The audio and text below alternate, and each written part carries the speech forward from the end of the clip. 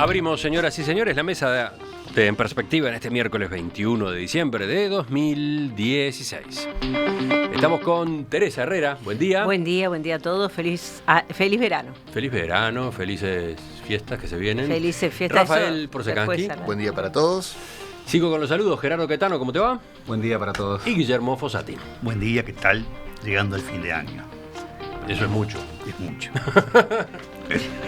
Primer tema, nos saca del país. El grupo Estado Islámico se atribuyó ayer el ataque del lunes a la noche en Berlín, cuando un camión atropelló a una multitud en un mercado navideño, matando a 12 personas y dejando heridas a otras 48. En base a un testimonio, la policía detuvo el mismo lunes a un inmigrante pakistaní que había ingresado a Alemania a través de la ruta de los Balcanes en el año 2015. Sin embargo, ayer esta persona fue liberada por falta de pruebas. Y a su vez, las autoridades advirtieron que el verdadero autor puede todavía estar en fuga.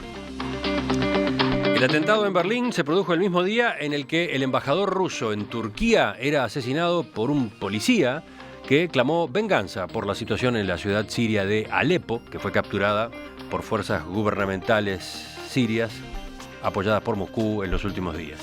Después de ese incidente, el presidente turco se comunicó con su par ruso. Ambos coincidieron en que el ataque buscaba minar la relación entre los dos países y decidieron pasar por arriba del episodio. ¿Quién empieza? ¿Tú, Rafael? Bueno, ¿Vamos contigo? Me parece primero que tienen algunos elementos en común, pero elementos muy diferentes también estos dos episodios, ¿no? No, pero lo cierto es que fue un día...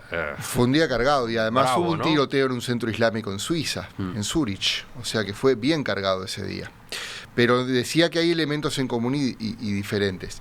El caso del embajador ruso es un asesinato político, muy claro, donde hay una causa concreta, específica, también muy clara, que es la intervención de Rusia en Siria, que está además probado que, digamos, tiene las manos manchadas de sangre la administración de Putin en este asunto, con su apoyo explícito al gobierno de Bashar al-Assad, que, bueno, un gobierno autoritario que fue desafiado por una miríada de grupos rebeldes de muy diferente porte y origen, pero que justamente con este apoyo de Putin está aparentemente controlando cada vez más la situación. Obviamente que las características del asesinato político son rechazadas, o sea, uno las rechaza porque uno no cree que ese sea el método razonable de resolver los diferendos, ¿no? Pero es un claro asesinato político. Incluso algunos historiadores pensaron en el viejo puntapié para el comienzo de la Primera Guerra Mundial, con aquel asesinato en Serbia, ¿no? Sí, el archiduque. Del archiduque. Ahora, este otro... Espectacular, además, la forma como se concreta ese asesinato, ¿no? Exacto. Delante de una cámara de video que lo registra todo y de más de un fotógrafo que también hacen sus secuencias. En un ambiente muy despojado, por otro lado. Correcto. Es impresionante la imagen, ¿no? Una galería de arte, paredes blancas, Sí. el embajador en primer plano dispuesto a hablar y su matador que se mueve detrás y le termina disparando, ¿no? Esto abre es naturalmente... casi cinematográfico. Es cinematográfico. Es cinematográfico. Esto abre igual también lugar a la polémica sobre si es un atentado terrorista, como dijo el primer ministro Putin, ¿no? O presidente Putin. Yo creo que no lo es, pero cada quien tendrá su definición de terrorismo. El segundo sí. Es un clarísimo ejemplo de atentado terrorista que, aunque no se sabe aún, porque fue liberado el sospechoso pakistaní, aunque no se sabe aún el culpable, los indicios son muy claros de que es un atentado yihadista, ¿no? Que ha llegado para quedarse. Y mi reflexión final para darle para los compañeros es que en alguna forma uno lo que asiste, yo lo pienso así al menos, uno asiste al enfrentamiento de dos derechas radicales en este momento. La derecha radical representada por el yihadismo, que es una forma de derecha, si uno lo piensa, de derecha religiosa, radical, ultraconservadora en el aspecto social, y por otro lado, la derecha radical europea y ahora también norteamericana, que es predominantemente secular, pero que es extremadamente xenófoba. Y creo que estamos asistiendo a un enfrentamiento entre dos derechas radicales. Rafael comentó los dos hechos. Capaz que tenemos que repartirnos ahora y mirar cada uno de ellos por su lado, ¿no? Guillermo, ¿en cuál te detenés tú? Yo quería hacer un comentario con respecto al hecho ocurrido en Alemania y cómo se aprovecha el tema para darle a Merkel, ¿no? Es decir, la extrema derecha de alguna manera aprovecha la oportunidad, y que si la cantidad de cosas que se entretejen a punto de partida de un hecho, que está claro que ahí sí es un acto terrorista, pero que abre un cuestionamiento al ingreso, a la aceptación del ingreso en el país, y entonces ahí aparece toda otra cantidad de cosas que son derivados a punto de partida de un hecho. Lo encuentro muy distinto del otro, por eso es que básicamente este es el aspecto central, y que se repiten, son historias que están dadas, que las vemos que se están reiterando en el mundo, y donde en algunas circunstancias tú puedes decir, bueno, son expresiones claras de actos terroristas, otros son los llamados lobos solitarios, que tienen expresiones de conducta cuyas bases están más en ellos que en representación de un colectivo. Aparentemente, sí. En principio te lanzaría ese tipo de comentarios. Vamos con Teresa ahora. Yo en realidad creo que todo este tema del terrorismo, del cual uno siente que, bueno, que nadie está libre, ¿no? Porque la gente estaba haciendo compras en un supermercado, en un mercado, Navidad. En una feria navideña, en que una es toda una feria tradición navideña, en Alemania, ¿no? que además es toda una tradición, o sea, no digo, como que uno siente que nadie está libre.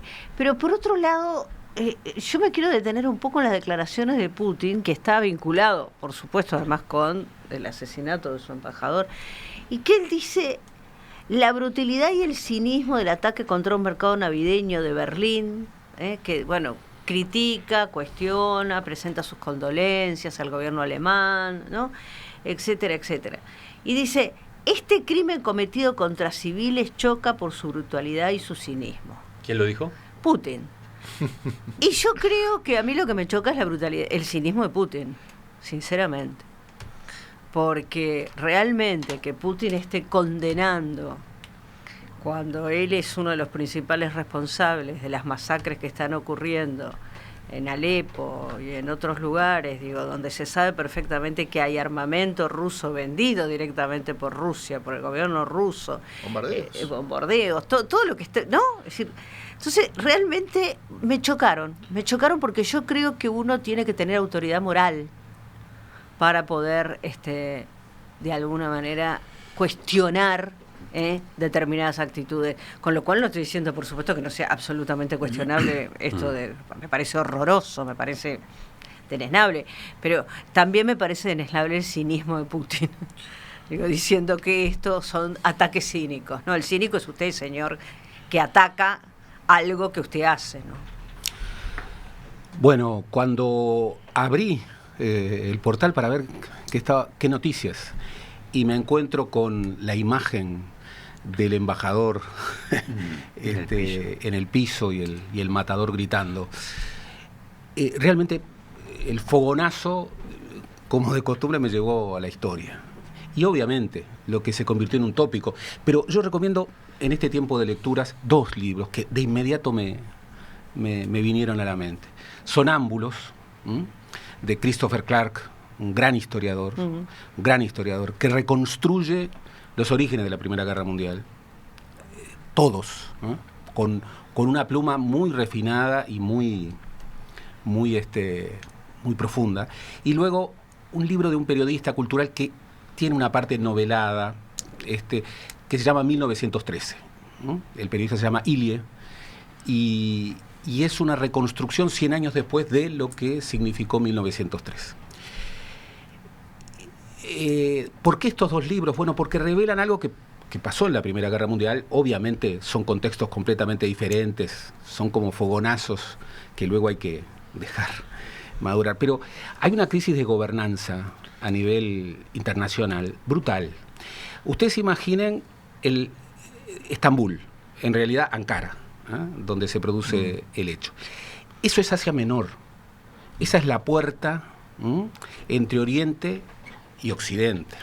Esa es la dimensión geopolítica, geoestratégica de Turquía, absolutamente decisiva en el Oriente Próximo. Y su enemigo histórico, Rusia, que por otra parte tiene la salida del Mar Negro por el Estrecho de Mármara. O sea, son dos enemigos históricos que sin embargo están condenados no solamente por tener fronteras, sino que están condenados a pactar, a reformular sus acuerdos, a de alguna manera tramitar sus conflictos de larga data. Y eso además articula con conflictos en los que ellos intervienen ambos, pero que obviamente nadie puede controlar, como es el conflicto de Siria, en donde, bueno, lo decías muy bien tú, no es el gobierno de Bashar al-Assad contra una oposición, no, hay decenas de grupos opositores, algunos francamente terroristas, pero hay una múltiple intervención que de alguna manera coexiste, porque mientras Rusia está, digamos, en acuerdo con Bashar al-Assad, atacando de la manera más increíble Alepo, los aviones norteamericanos y británicos están atacando otras zonas. Mira, te adelantaste a un oyente cuyo celular termina en 694 que dice: ¿por qué se pone el foco en Rusia y Putin en cuanto a las masacres que están ocurriendo en Siria y no se involucra a Estados Unidos y a la coalición occidental en las mismas? ¿Acaso no han bombardeado también? No, porque fue el embajador ruso asesinado. Si vamos, por supuesto que las responsabilidades son múltiples, pero para entender el asesinato del embajador en Turquía, de alguien que además lo acusó a ese embajador de los crímenes, en todo caso puede ser una pregunta para el asesino. ¿Por qué el asesino decidió? Bueno, porque allí también Rusia decidió intervenir a favor del chiismo alawita de Bashar al-Assad, ¿no? Gerardo. Por eso, yo quiero terminar marcando esto. Yo creo que el oyente de todas maneras tiene razón. Es decir, el involucramiento en el drama sirio es generalizado y revela la crisis absoluta de gobernanza. Bueno, ahí está. Yo iba a agregar otro protagonista por inacción, por incapacidad, la comunidad internacional, bueno, ¿no? Por qué hablar. Por omisión. La comunidad internacional, los organismos de la comunidad internacional que no han sabido cómo. No tanto por el omisión, yo creo que por imposibilidad. Bueno, ahí está. Porque ahí está. el Consejo de Seguridad. Impotencia. Claro. Bueno, ese es el término más adecuado. Varias decisiones y varias resoluciones han sido cuestionadas y de alguna manera bloqueadas por el veto ruso. Pero yo quiero establecer de lo que estamos hablando. El Oriente Próximo, que es la zona más explosiva del mundo, con la intervención de las grandes potencias todas, con una gobernanza que no termina de resolverse. Ayer salen Rusia, Turquía, los cancilleres de Rusia, Turquía e Irán, para establecer como una señal de tramitar de la manera más responsable esta crisis. Estados Unidos está en transición y con la enorme incertidumbre de cómo Trump responderá a este episodio. La crisis de gobernanza mundial en el lugar más explosivo del planeta es absoluta. Sí. Bueno, Sí, ya que te fuiste a la historia, Gerardo, no está mal, ya que venimos al caso de Siria, recordar que Siria es una república artificialmente creada, como ¿verdad? tantas, como Irak. tantas, y que eso en Europa, en la parte más balcánica, trajo sus consecuencias. Por supuesto. Porque se intentó juntar a mismas nacionalidades en países artificiales, como la antigua Yugoslavia, por ejemplo, el ejemplo más claro, y lo mismo pasa con varias repúblicas árabes. O sea, también se están pagando los precios de la descolonización y de sus mapas de la artificiales. descolonización y de sus mapas artificiales, ¿no? Sin duda. Yendo ahora al ataque en Berlín, al atentado en Berlín. ¿Qué dice? Yo creo que demuestra una vez más que vivimos en un mundo, primero, donde se vive la vida privada y la muerte.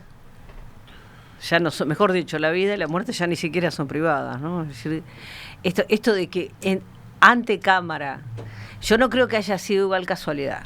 Creo que estaba preparado para que justamente fuera en una situación en la cual pudiera quedar claramente registrado.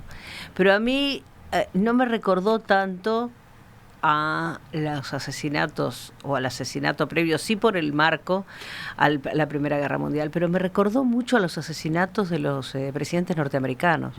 Me recordó mucho, es decir, tenemos mala memoria, pero no nos acordamos de cuánta gente, cuántos, digo, no sé, o cuando caminaba el primer ministro de Suecia, Olof Palme, ¿verdad? Entonces me recordó mucho a eso, pero me parece en Uruguay que hemos tenido en Uruguay también, ¿no? Exactamente. Y Arteborda. Pero yo preguntaba por el ataque en Berlín, por el atentado. Perdón, me cambié. No, yo como no había hablado de ese otro, por eso me reenganché con este, pero...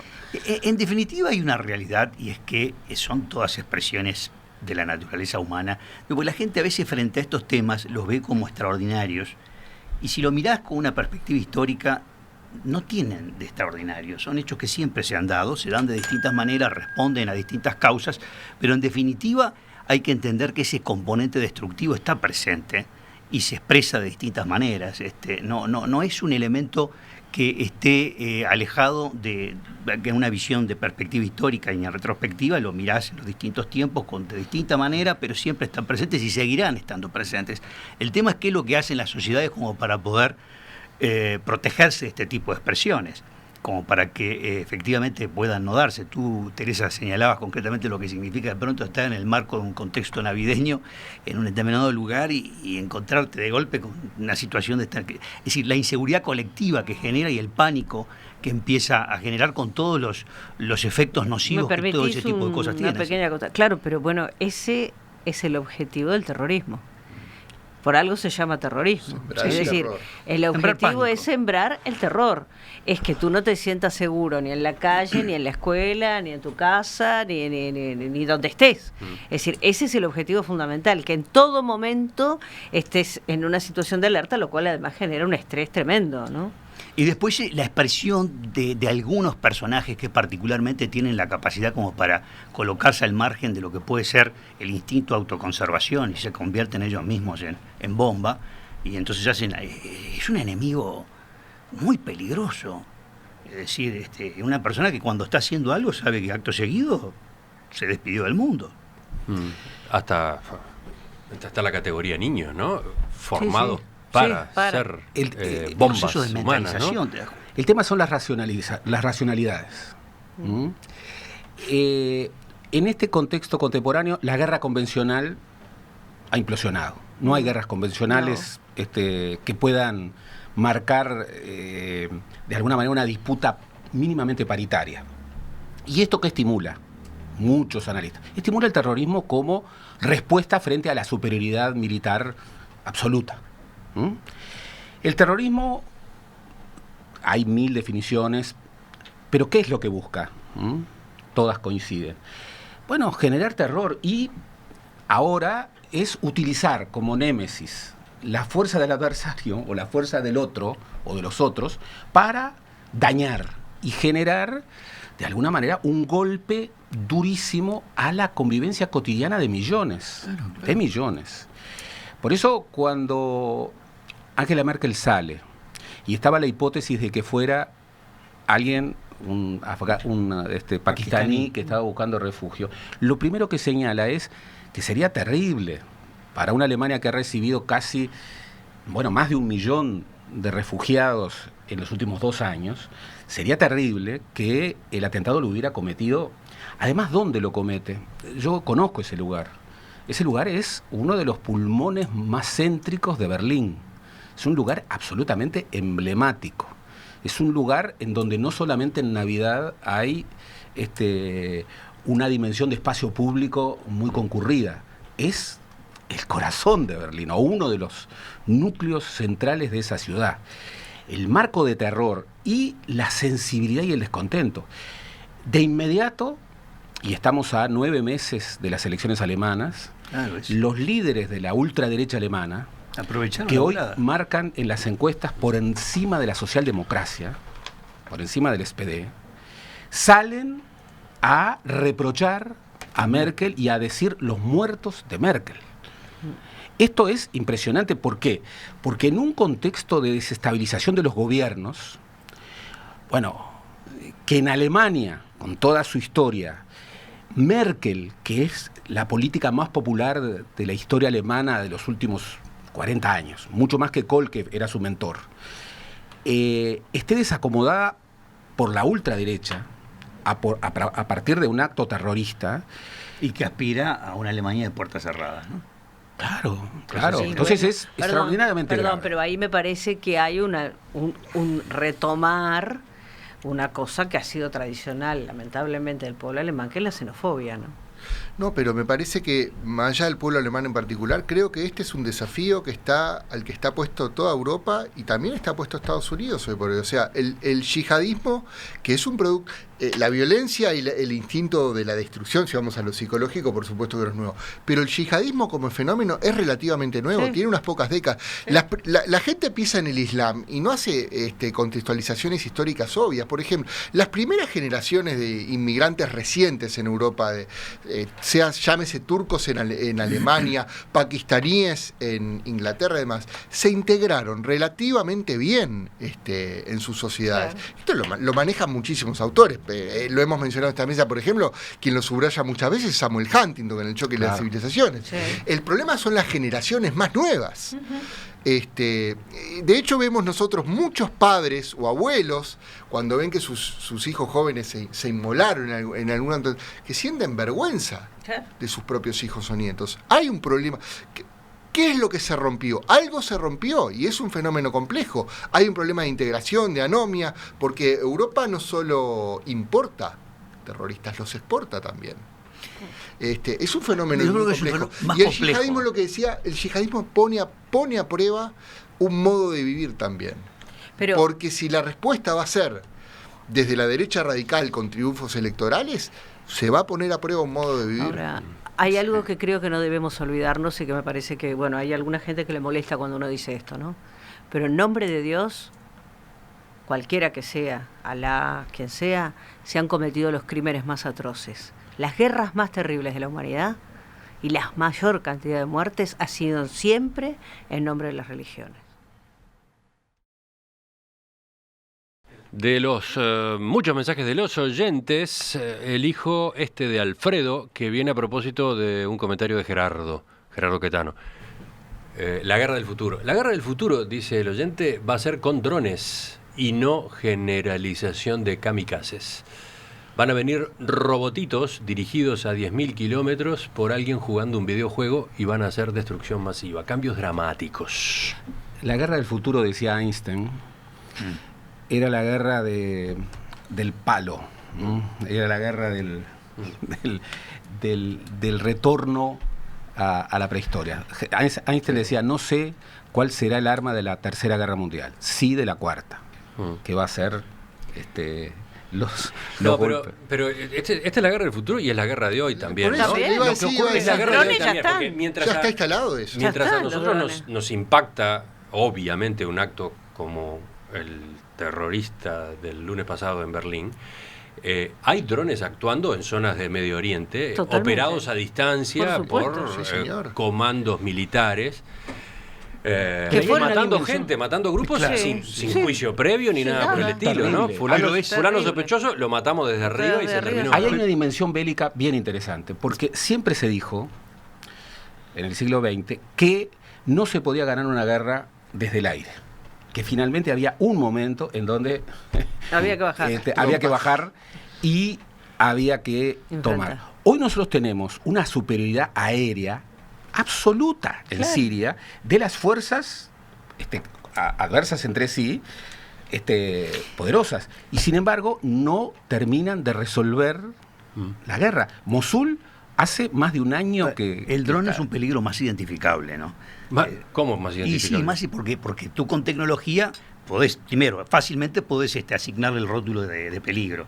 En cambio, la persona que personalmente está Pero tenés dispuesta que a detectarlo, entregar la ¿no? vida. Sí. Sí, pero la persona que está dispuesta a entregar la vida es un peligro de otra naturaleza. Volvemos a la mesa enseguida.